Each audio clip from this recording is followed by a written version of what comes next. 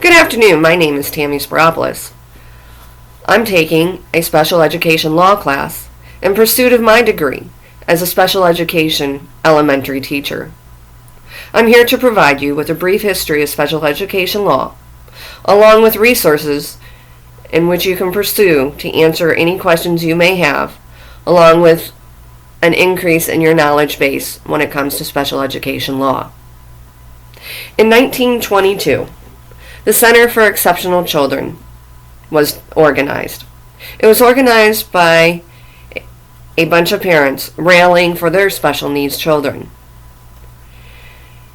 They wanted the program for equal and fair education for their special needs children. Parents, please advocate for your children. In 1954, Brown versus Board of Education.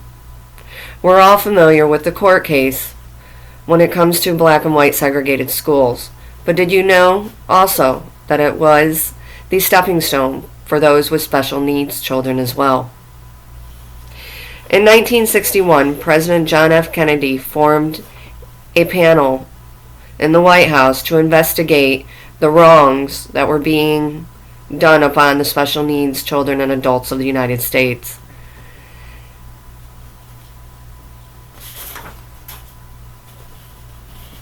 In 1965, the federal government became involved in the education of our children through the Elementary and Secondary Act.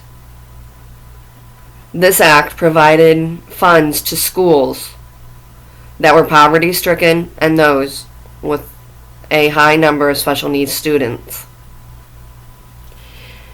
In 1971, the Pennsylvania Association of Retarded Citizens versus Pennsylvania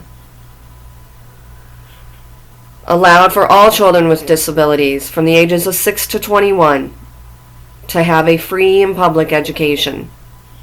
In 1972, Mills versus Board of Education allowed for due process and safety procedures to be put into place for parents and their special needs children.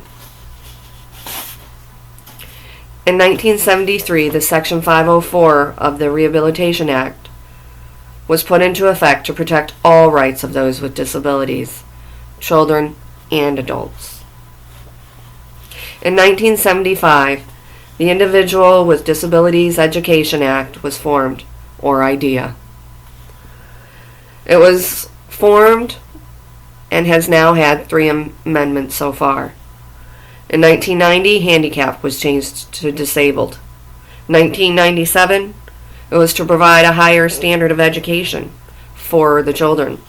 And in 2004, it improved the assessment process to target those children that may have a disability so they can receive resources from the school faster so they do not fall behind. In 2002, President George Bush formed a commission to look into the special needs education program in the United States.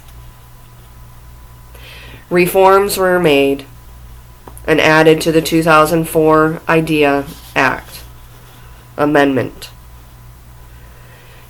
It called for parents and children and schools to work together for a better education process and experience for the children.